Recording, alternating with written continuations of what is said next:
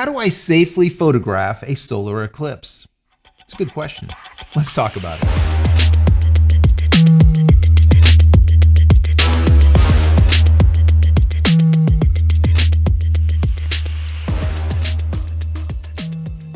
Hey everybody, welcome back to the channel. Thank you so much once again joining me for tea time today. We have a little bit of fireside. Perfect for a solar eclipse, right? That smokiness of that lap song is so good, so good. I hope you're joining me with your cup of tea, maybe a cup of coffee, hanging out, talking tech, talking photo, talking video. Today is a photo video day, I would say. Not only am I going to show you exactly how to capture a solar eclipse using either a smartphone, right? Whatever you have there, maybe your iPhone or something, or maybe a regular camera like this, right? That most people would have. A couple $100, maybe. This is probably about $400 or $500, not too much. Or some of you guys I know are into things like this. Old school, right? If you have one of these, you could use one of these also. What I'm going to be using is a little bit different. Obviously, I'm a professional photographer for about 25 years. I'll be using this. So everyone's going to use something different. And I'm going to tell you exactly how to do it using whatever you have and how to safely do it. That's the most important thing. A lot of people get out there and they're like, oh yeah, I'm going to do it. I'm going to do. It's like, no, all right. You're going to end up blinding yourself, right? Be careful, people. Be careful. It is a very big time. Most people on the planet will never experience a solar eclipse. They just won't. That's just how it is. The path that the solar eclipse goes is going to be different for everyone. And a lot of people will go and drive hundreds of miles, sometimes 1,000 miles to go and experience one. Some people just don't do it. Once again, will not experience one. I think it's very cool. It is very, very cool. Now, in this video, I'm going to give you about 10 tips on how to do this, right? And how to do it, once again, safely. Before we dig into this subject, I want to say that if you haven't downloaded any of my ebooks, check them out. They are free, just for you being here. Go to JCristina.com/books. Also, if you enjoy the content, consider throwing it a thumbs up. That's very, very helpful. If you haven't subscribed, please do so. If you are subscribed, thank you. Click this little button over here so when I go live, when a new video comes out, you will be notified of it immediately. And matter of fact, tonight, we will be live. So come and hang out with my wife and I. Also, if you'd like to say thank you for all of my hard work on this channel, there's a little thank you button. You can click on that. Give $1 or $2 if you like. If not, that's perfectly fine. Consider becoming a member of the channel. That would be even better. And finally, if you're looking for a VPN, check out the folks over there at PureVPN. They gave us a promo code, which is JCristina. If you use that at checkout, you're going to get 15 additional % off. If you can't remember that, just simply go to JCristina.com/VPN and you will once again get that 15 additional % off and you won't have to type in anything. Now that all the housekeeping is done, let's jump right into this. Now, once again, you could use any camera for this. Keep that in mind. That is very, very important. You don't need something special. There is a couple of tools that you would need to be safe, but as far as the camera, you can get something that is extremely cheap to something that's extremely expensive. Of course, your miles may vary according to the quality, let's say, of the sensor that you're using, the camera. If you use something like an iPhone, well, it doesn't really do well in really bright light and it doesn't do well in low light.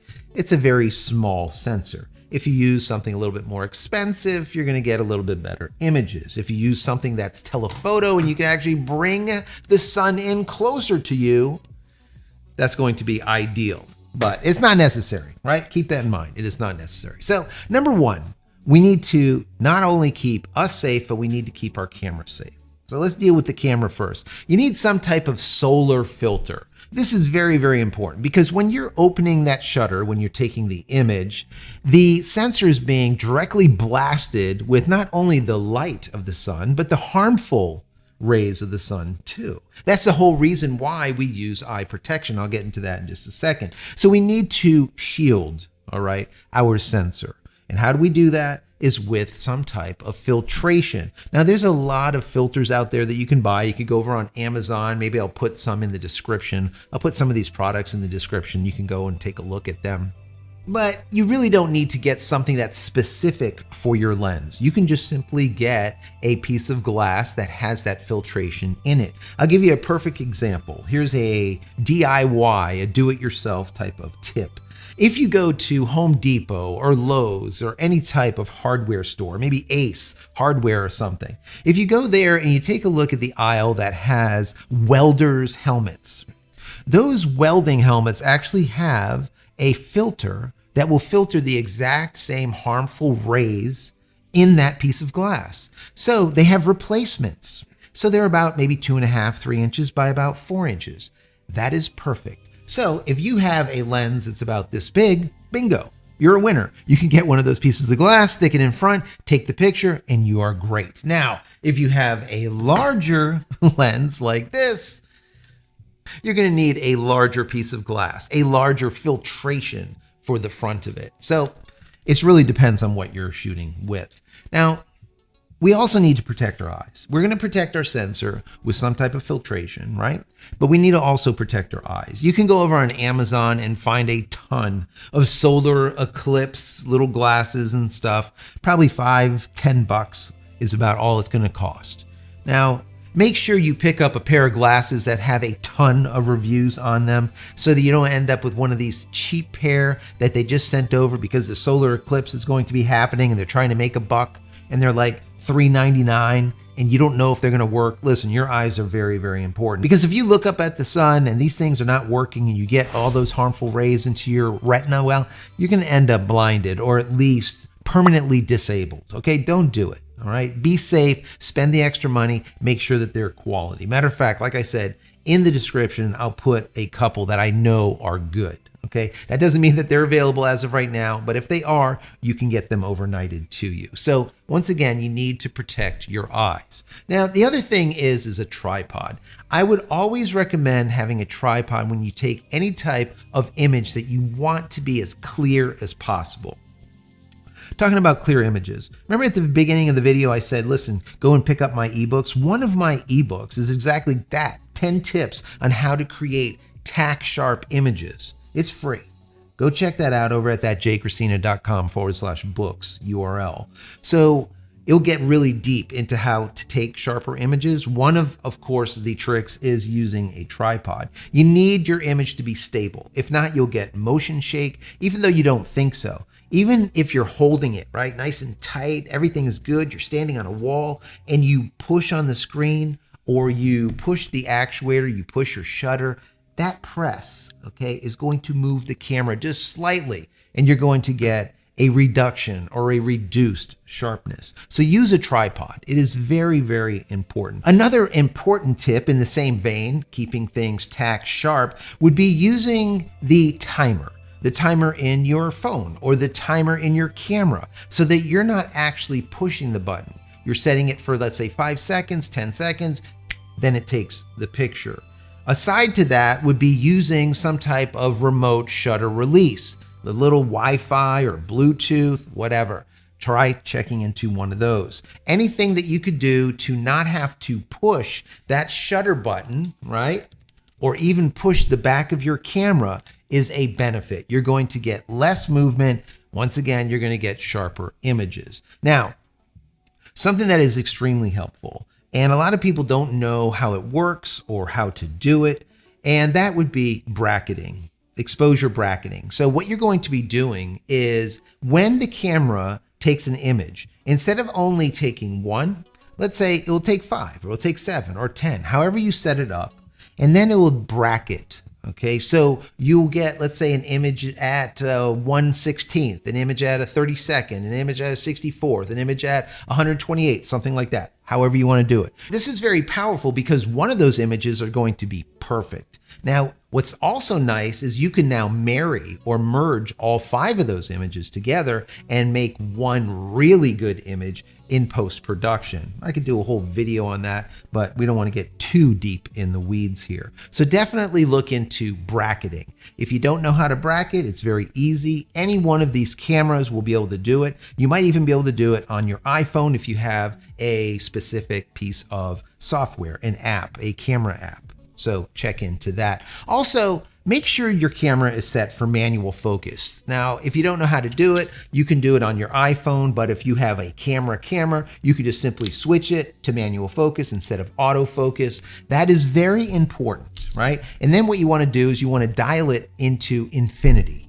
So it is everything as far as you can see. That is what's going to be in focus. All right. The same thing holds true with your camera. I would point the camera up into the sky somewhere. Once it gets focused, wherever that is, hold down on it, lock that focus. So this way it's not hunting. Because remember, what you're going to be focusing on is basically nothing. It's going to be a white dot, let's say, or a yellow dot. That is it. Cameras work on contrast. So if it doesn't see the contrast and just sees a whole bunch of white light, the camera is going to be doing this. Bzz, bzz, bzz, bzz. It's going to be trying to focus on nothing, and you're going to end up with a whole bunch of blurry nothing. All right. So once again, set your camera or set your phone up for manual focus. Dial it in beforehand, and that is it. Leave it there. The other thing that is really important, like I said before, is practice beforehand. Okay.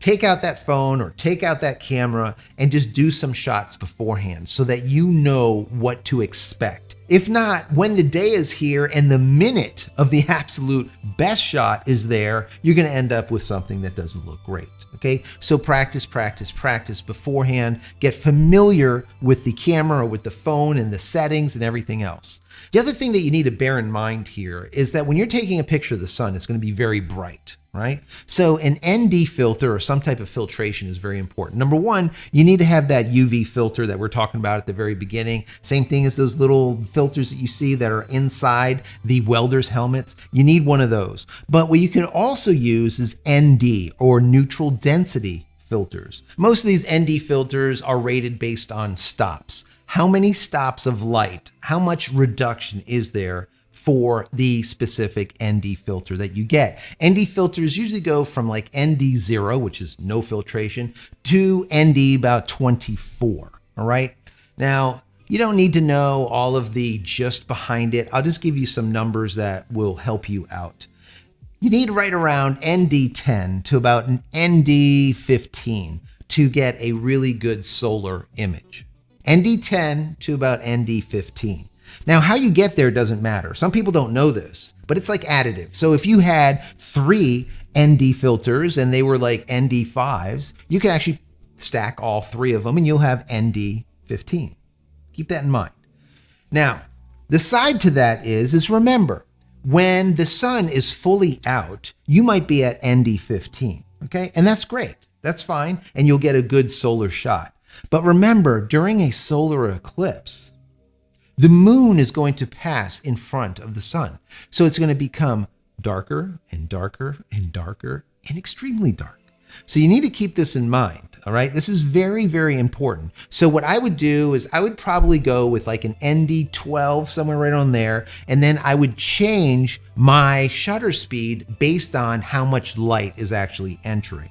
Okay, and that will allow you to get a perfectly exposed image still using that ND filtration. Now, another important tip would be use telephoto whenever possible. Now, that doesn't mean take your camera and then zoom in like this, right? And then hope for the best, okay? Because that's digital zoom. You're not actually changing anything. But if you use something like this, right, and you're in there really tight, what you want to do is you want to fill the frame with as much of your subject as possible. What does that mean? That means that later in post-production, let's say you have a frame and the frame is this phone, okay? If I have a little spot in the middle where the sun is, when I go zoom in post-production, it's going to be really blurry, right, guys? It's going to be really blurry. But if I fill this whole frame with the sun, when I go zoom in, it's going to be really sharp. So remember, you want to get as much of the subject as large as possible in each individual frame. Very important. If you have a camera, for example, like this, and it has zoom, don't use digital zoom ever, because digital zoom is just simply doubling pixels, right? It's adding pixels. So what you're doing is you're losing resolution, even though it seems like you're not. You'll end up with worse images. So just go to the maximum of its actual zoom capacity. Don't go into the digital ever. Another recommendation that will hopefully help you with this and then with other projects that you might get into. The other thing that you might want to do is consider some type of creative filtering. You can use those ND filters to get the light that you need. You can use the filtration for the UV, that's fine. But you can also use like polarizers. You could use variable type of ND filters, right? There's a lot of different things that you can do to really get kind of crazy with it. It just depends on how artistic you want to get. Do you want to just get a quick caption and say, look, I saw it, I was there? Or do you want something that's just amazing that you're going to later on print and put up on your wall? The other thing that you want to make sure is that you have enough backup power, you have enough cards, make sure everything is formatted and you're ready to go. Once again, that goes back to the whole practice. Test everything out the day before, the week before. Now we're getting close, so it's going to be a couple of days before, but practice beforehand. So you're very comfortable with the camera, with the application, whatever you're using to make that capture. And finally, once again, like I said from the very beginning, stay safe. Do not look into the sun unless you're wearing those protective glasses. Doesn't matter if you have the protective glasses on or if you're using one of those welder's helmets, pieces of glass, and you're looking at it, that's fine. But protect your eyes at all costs. There is many thousands of people that end up with some type of impairment, vision impairment due to looking directly into the sun. And the reason this is because when you're looking at a solar eclipse, it is very dark, so you don't think that there's anything going on, right? You don't feel anything. It looks really dark. It's very easy to see. It's not an issue, right? Well, you're still getting the radiation. That radiation, that UV, that's coming directly into your retina and it is causing damage, okay? So even though it is dark, don't feel safe to go and look at it without using those protective glasses. So I kind of gave you about maybe 10 tips here. Hopefully some of these you didn't know about before. Some of these will help you going forward, not just with this project, maybe with other projects. If there's anything else that you want to know about photography or videography in general, ask me. All right. I've been doing this for over 2 decades. Now, when I say videography, everything that I just told you holds true with video, just like it holds true with photo. All right. So it doesn't matter if you're capturing this image with a single shot with a photo, or maybe a bracket shot with 5 or 10 shots, however, or if you're doing video. The one thing that you really need to bear in mind with video is a lot of people say, oh, I'm just going to use the video mode of my camera, or I'm going to use the video mode of my phone, and then later on, I'm going to pull out a shot. Don't do that, guys. Don't do that, because you're not going to get a sharp image. Period, right? It just simply isn't going to happen. You're going to always get sharper images in photo mode in comparison in video mode. I don't care if it says 4K, it says 8K, it says 200K. It's just not, all right? Put it in photo mode, take the damn shot. You'll trust me. You'll thank me later. Okay. If you want to get a video also of it, I think it's fantastic. But bear in mind, when you do video, the camera's shutter will be open the entire time that the video is being recorded, all right?